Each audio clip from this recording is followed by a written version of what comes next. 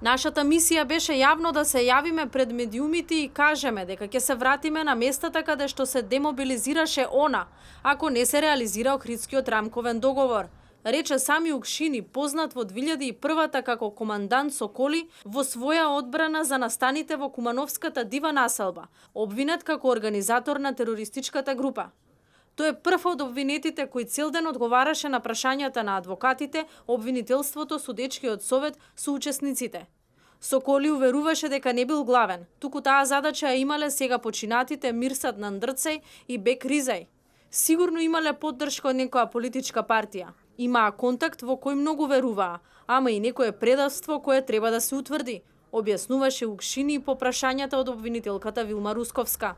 Албанските политичари во македонската влада од 2015 ги нарече криминализирани, а тој дошол како патриот заради остварување на политички идеали.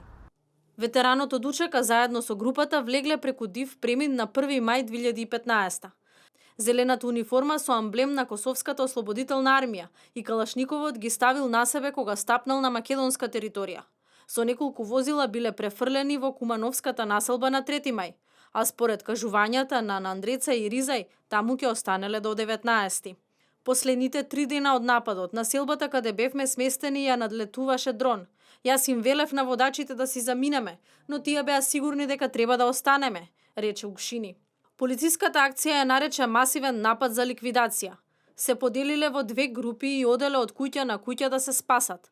Зборувале со мисијата ОПСЕ за можност да се предадат, но според Соколи, полицијата не била заинтересирана за тоа. Се предале доцна попладнето. Укшини се пожали на физичко малтретирање од полицијата. Исказот на Укшини во делот за предавање на безбедносните сили не се совпаѓа со сведочењата на полицајците. Групата имала дури 3 можности да се предаде. Првата по евакуација на цивилите, втората со кордон да бидат изнесени до Косово и третата кога веќе специјалците се приближиле до куќите. Судењето продолжува во четврток со исказ на второ обвинетиот од вкупно 37.